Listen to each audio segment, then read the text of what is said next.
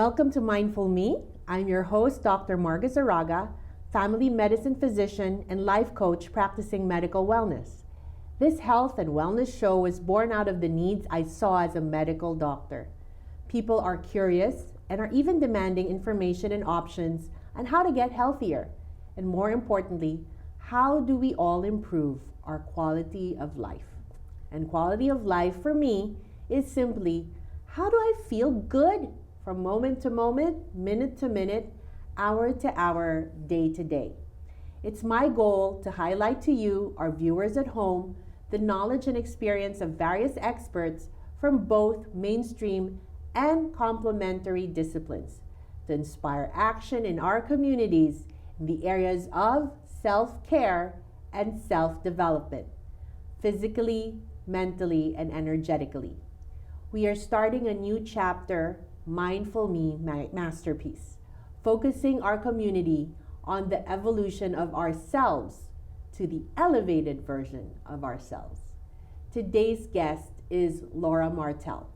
She is the co-founder of two organizations, Modern Wellness Longevity Spa and Intuitive Wellness. Welcome, Laura. Thank you so much for having me. Thank you so much. I know you're very busy, but we are just taking a pause so that we can share more of Laura out there and what you radiate and what you're all about. I'm sure, again, people are very curious, what is modern wellness and intuitive wellness? Could you tell them a little bit about that and then? Yeah, of course. So they're both falling into the wellness puzzle. I like to think they bring in different pieces. Also with the nutrition as well. Like I know at Intuitive, we are a personal training, small group fitness, Pilates. We have the hyperbaric chamber massage. We bring in pick up weights, put them down, strong, mind, body, soul. And then over time, modern wellness, you come in with the cellular healing piece, which is the internal healing, just as important, if not more important, as I've recently experienced myself, how much it's benefiting just, again, the overall mind, body wellness. So for someone as young as you, going into cellular healing, these are big moves in your career, in how you're putting your energy out there. There must be an origin story to why Laura and why wellness and why healing? Because you're so young. Sometimes I feel like you're talking about something that you would expect an older person to take on because of their journey. But it sounds like you have a story to share. So what is behind that advocacy? Oh, goodness. So sports has been my life since I was a young athlete. I actually was coached by my dad starting at the age of 5. I was gifted with sports. I could move, I could run, I was fast, and so that's what I did. It came naturally. So I played sports my whole life, but really got into soccer. And come middle school, I started traveling, playing 3 teams at once, going to Olympic development programs, for the state. And then came college, I was actually born and raised in Maine and got to represent my state, went to the University of Maine. It's a Division I school and played 4 years there. That's actually where I met Haley, one of the co-owners. And we played all 4 years there. Unfortunately, that's where I also came across some injuries. I had 3 knee surgeries, actually 2 at UMaine, and then dealing with post-concussion syndrome. So there was just no pain, no gain type style there, just left it on the field. And, I don't regret any of it because everything in life teaches you lessons. And I got to learn and grow with so many great people and teammates and coaches along the way. But my body paid for it. And I know you love to young, but, age is just a number. And, my body didn't feel young at a very young age, like 24, getting tested for lupus, rheumatoid arthritis, getting ultrasounds on this bump and that bump, and I didn't know what needed to change until I started looking on the inside. So there's definitely different people I've come across my life where I've had teachers and allowed me to navigate. Like I went into bodybuilding, learned a lot about nutrition, The do's, the don'ts, what's better, like what do I want to compromise, what do I don't. So a lot of teachers there, and then I got into spirituality and energy, and that's kind of what we're made of, and how do I balance that, and how do my emotions trigger how I'm feeling, and inflammation is diet and workout, and I mean there's just so many different rabbit holes that I got to dive into and navigate with great educators. And now I get to sit here and still learn from great educators and teachers along the way, but now I get to sit and be grounded and hopefully teach others and help others grow and learn from my experiences, because pain is not something that you have to live with. A lot of people just kind of give in and say,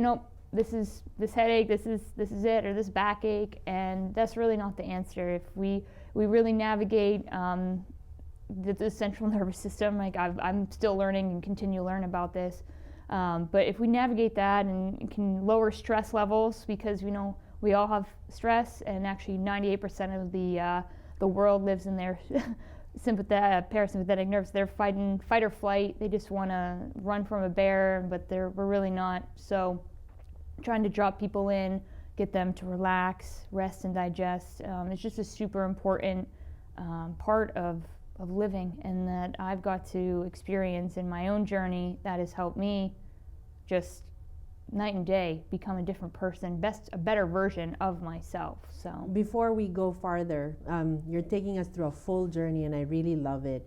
I think a lot of people can relate to the word pain. Yes. And given that it came to you at an early age, and you found purpose in that, I would like to ask you, at your hardest moments, what was the key teacher, educator, the first step where you decided that, oh my God, I can actually be free of pain? So could you walk us through that moment where kind of the things were turning? Because you were living, like you said, the ultrasounds, the rule out lupus and all of that. When did things start to turn? I love that moment. Yeah, so a big part of that was after bodybuilding, the nutrition part, and I was like, because in the sport of bodybuilding, there's crazy diets, as you may know. I was at one point eating fish for 3 meals, breakfast, lunch, and dinner, and it wasn't sustainable. And I really got into sustainability, longevity. How this is not going to be the rest of my life, and how can I move around that? And my body was changing as I changed my diet, right? Eating to the seasons. Like I did a lot of different navigating through, like, what types of foods should I be eating? Like maybe a salad in the dead of winter is not my best bet. Sure, eat your salads. I'm not saying don't eat salads here, please. But I'm just saying, like, your grounding foods, because you want to have those squashes, like just nourishing the joints, the muscles, the tissues. Love it. Was way different. And that's what I would say started my journey of, like, okay, if I just switch some stuff out, like eat the real food, like the processed food, cutting that out of my diet was my biggest thing. The sugar, I love sugar. Oh my goodness, they used to call me the Cookie Monster, but the sugar cookies, I love them. But the more I cut that out, and the more, and I still have them, don't get me wrong, 80-20, you have to enjoy things in life. I'm not saying that at all. But when I started really, like, navigating how the food was helping me, it changed. And again, that's all internal. So then from there, let's pause at the food thing. Okay. Because I use these segments to reinforce things to patients, what I preach. And one of the things I was telling them is food is medicine. Yes. Right? And the food is fuel. Water is fuel. So like, I just wanted to call out to how what I'm seeing in the clinic is that people are saying, oh, I eat salad. And I said, your blood work is showing me that, yes, it's been about avoiding foods, but what about putting in good food, like good, nutrition-dense food, right? And it called out to me what you were saying about, like, yes, salads are good, but, and I think you were also listening to your body, like tuning into what it needed. Can you speak to the audience about that? Yeah, of course. And it's divine timing always. And it's because I'm working with a athlete right now at my gym, and you know we were just talking back and forth about, well, I ate toast and eggs, but I'm like, her workout would, she'd be dead halfway through the workout. And I'm like, okay, so let's try oatmeal next time, or let's try potatoes or something that's like more dense, complex, right? So you're sustainable. And came in this morning and totally crushed her workout. And so I'm like, what did you have? And she's like, well, I had this and that, and it was all the sustainable carbs. And I was like, we'll see what happens. And so it's transformation. It's small choices, but that's what fuels, right? That's what will do it. If you don't eat, everybody thinks, if I don't eat and I work out, I'm gonna lose the weight. It's actually like the actual reverse response. Like the body goes into this, I call it a starvation mode, where if you're not eating enough protein, carbs, and fats, then, or a balanced diet with those three macronutrients, then your body will then start to store protein and store fat and go after the protein in the body. So all of a sudden you're gaining weight when you're actually working out more. And so I think it's just so important to, again, use the food as fuel, food as medicine. I look at it in all different ways because, when you want results or you want to feel a certain type of way, right, it all goes back to you are what you eat. Yes. Right? You can be efficient. I can give you 6 Snickers bars and you could go be efficient, but is it going to be the most efficient? No. You're not going to get the results as fast as a person eating, grilled chicken, rice, and asparagus. Like, it's just, there's different nutrients, and, making sure you're balanced with carbs, fats, proteins, but also your fiber. The gut needs it, and so balancing that is also just a little piece of the puzzle. Again, back to our puzzle. How are we putting that together? So I love how it looks like the intuitive wellness is not just about what workout to do, but what do you to fuel the machine, Mm-hmm. So what are you think the other aspects of things from your experience that make your, I would say, curriculum or agenda unique? Yeah, so we bring in the intuitive wellness, the gym. I think it's great. We talk about that. We meet them where they are, right? If they're stressed out, we're not going to do a big heavy workout. But then we started to realize, like, okay, it's not about lifting the weights, like maybe not coming to the gym. And we started navigating this internal cellular healing. And so this piece of the puzzle came in, and it was like when I actually did my air compression and meditation, I was sleeping better, and when I sleep better, I can perform better, and not just physically. Explain air compression to the audience. Air compression. So we have 2 different forms of it. We have the Normatec pants, and what's it doing is it's squeezing from the foot to the thigh, and it's helping increase oxygen flow, increase blood flow, decrease lactic acid, and decrease inflammation. And as some people know, the calf is like the second heartbeat, right? So our blood goes from our head to our calf, and you're fighting gravity. Blood is fighting gravity on that flow up. So being able to have the air compression, the blood flow, helping that increase is a super important part of just living. And I like to call it an EpiPen of oxygen. That's what I like. Which one? The air compression pants. It's like you just get filled up. You get like you're ready to go. So you're the second person in the last few days that's talked about the legs. So let's exchange info here. What I came across was a statement that the fitness level of our hamstrings are related to our longevity. I don't know if you've come across that. Quads. Quad? Yes, okay, quads. Okay. Thigh strength, right? Quad strength. 100%. I've been talking to all my clients about it. So funny you bring that up. Yes. It is. It's directly correlated. And it's because, most every American is sitting. So like to have them get up out of a chair, you're using your quads, your hamstrings, your glutes.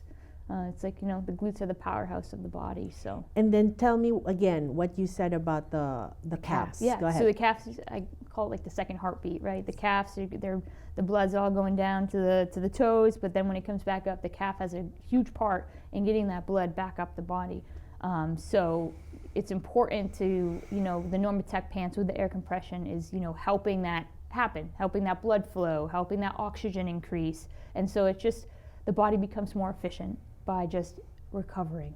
Basically, otherwise, there's more volume of blood that's stuck to Stagnation. Stagnation, thank you. Yeah. Yes. And we don't want stagnation anywhere in the body. So. Yes. And then it's interesting to me, I mean, the audience knows I meditate, but you paired it with meditation. Yeah, to explain. Yeah. So we have at Modern Wellness, we have Brain Tap and Neurovisor, two great light therapies. You have blue light therapy, you have it both over the ears, and the option for the visor on the Brain Tap. And they're guided meditations, whether you can pick music or someone talking to you. I personally love someone talking to me. Okay, concentrate on your foot, your left foot, your right foot, this toe, up your knee. And all of a sudden I'm in another world, and it's just again that parasympathetic rest and digest. Really want to like get those cortisol levels down, because when those are down, you're sleeping better, you're recovering better, you digest food better. Yes. Right. Yes. So it's really the experience. It sounds like in Modern Wellness Longevity Spa is like hyper relaxation. Can I say that? Yeah.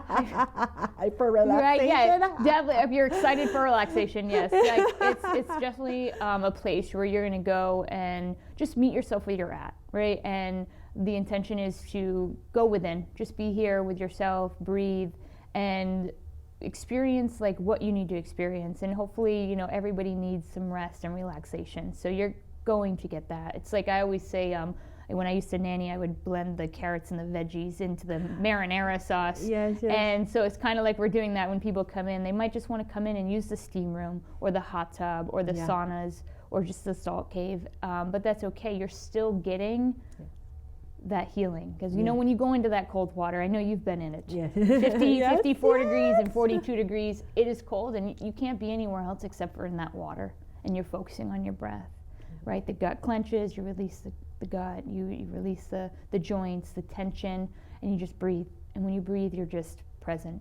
And that's a important practice that gets forgotten easily in today's world. So I think it's so important to take that time and do that. I want to talk about inflammation, which is the opposite of healing. So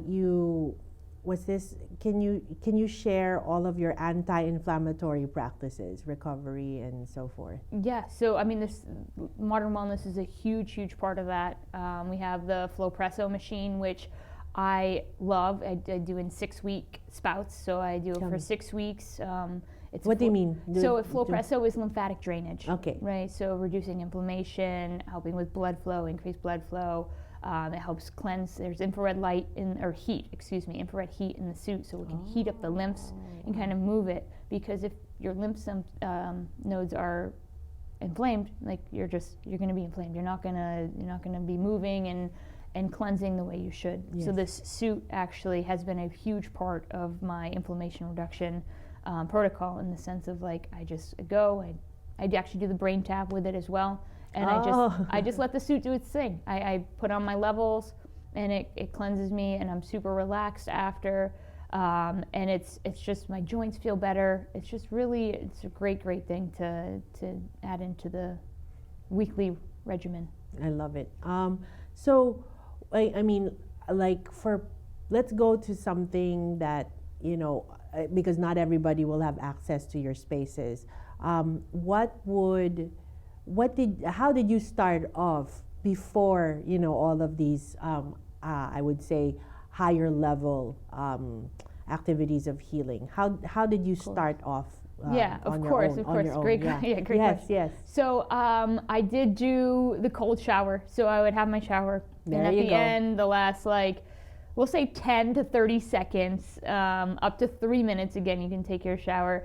I did some of that. I would do breath work. I did a lot of breath work, whether that was a box breath where I was, you know, breathing in for 4, holding at the top for 4, breathing out for 4, and holding at the bottom for 4. That was... How long would you spend? Some days it would be 2 minutes, and some days it would be 30 minutes. And it all depended on my day, where I was at, where I needed to meet myself, but taking 2 minutes for yourself is just as powerful as taking 30 minutes for yourself. Mm-hmm. I want to just reflect on that.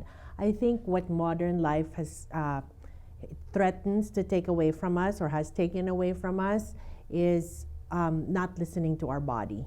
I think there's for people who are living a high stress life, they don't create time and space for a communication to happen. So let me explain. So there's one person came into urgent care and talked to me about nausea, and she had the flu. So I was just saying, like, I just want you to know that your specific, how your body wants to talk to you is through your gut. And then I start to explain the gut-brain connection and how when nausea hits, it's your gut basically telling you it's time to rest.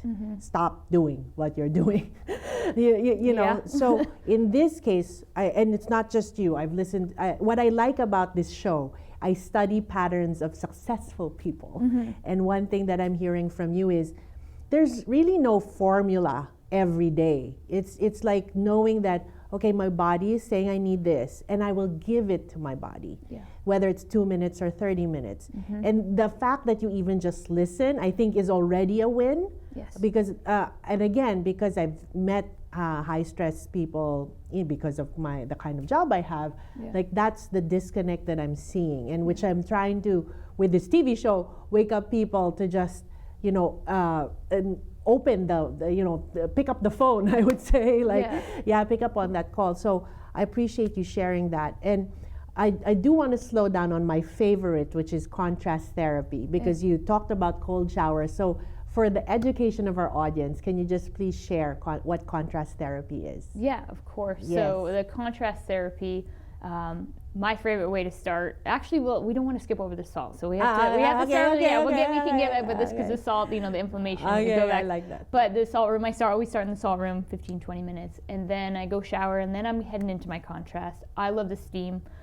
We have 3 different versions, but the steam is like a hydrating heat for me, right? There's the water, the steam is going in there, and then we have the sauna, which is the dry heat.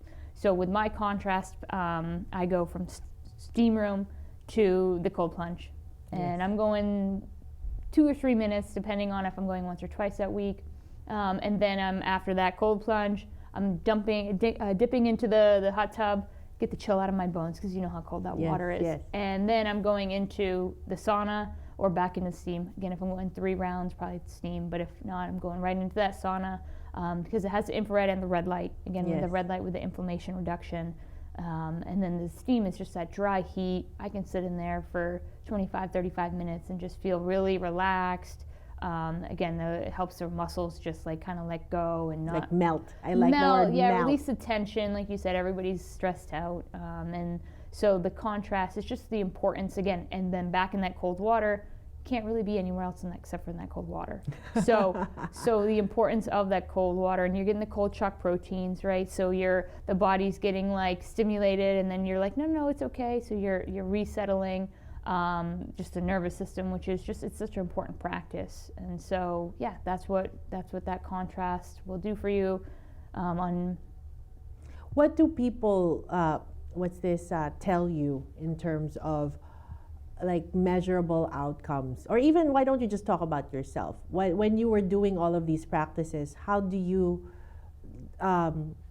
feel? Like what is the outcome? Look at okay, I'll give you the honest say, right? Are we allowed to swear on the show? They will beep it out. Okay, so that water, we have emotions in our tissues, right? And emotions in our tissues, love it. That could be from age 2, 3, 4, all the way up to yesterday on the street, or when someone cut you off, and you're like. So for me, my personal experience, I didn't want to get in the cold water.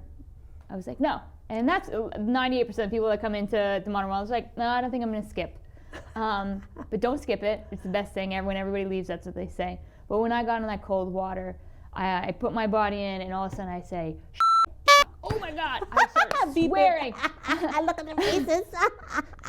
Well, I have to be true. That's my truth. And people will swear, and it's okay, and you might scream, but the practice is coming back to you, right? You're going to get detoured, right? And that's not just in the cold tub, but in life, right? You get detoured in life, and the practice is how fast can you get back onto that main highway, right? Because being in you is hard. Being within yourself is the most important thing you can do, because the only moment that we have is like right now. You and I are talking. We don't have anything else in life. Nothing else is promised, right? So I really try to bring that into my practices, into the cold plunge, into the things that I'm doing. Like, hey, this is it.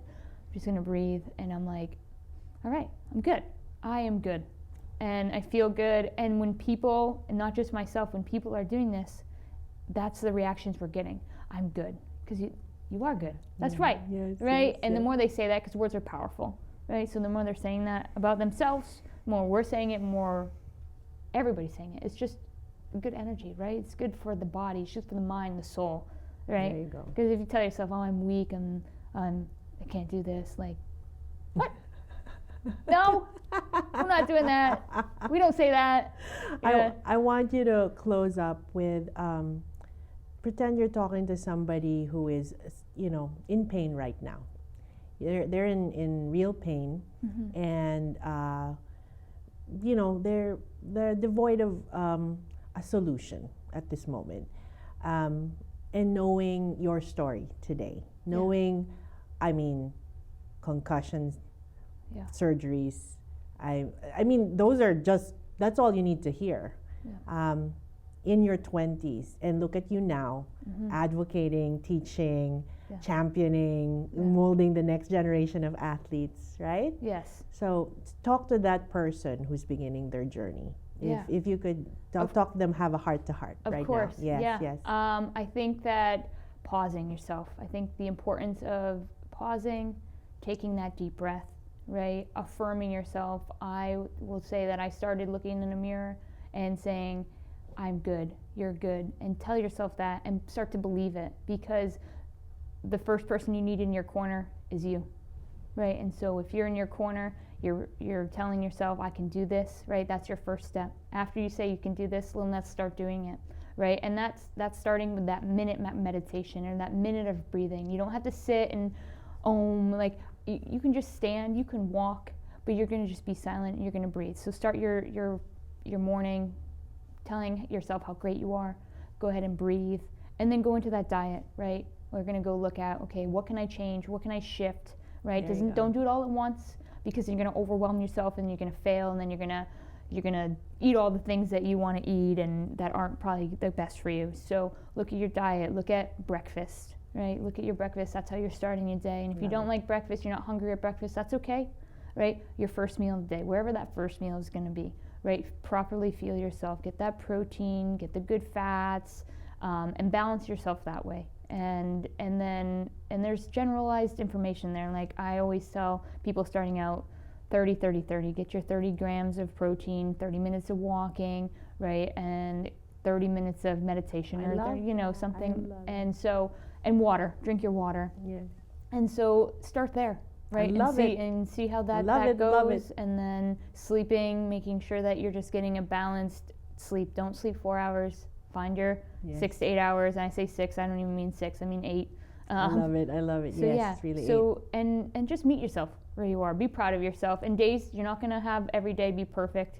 And so when you get detoured off that path, get back on, right? Get back on, start walking forward, because you're going to get knocked down. You're going to get pulled out. People are going to, challenge you in ways, but stop, breathe, tell yourself you're good, and you'll get there. Laura, you are a good heart.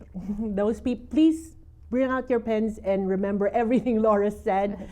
This has been another episode of Mindful Me. Please catch us on Facebook and YouTube. Thank you for joining us.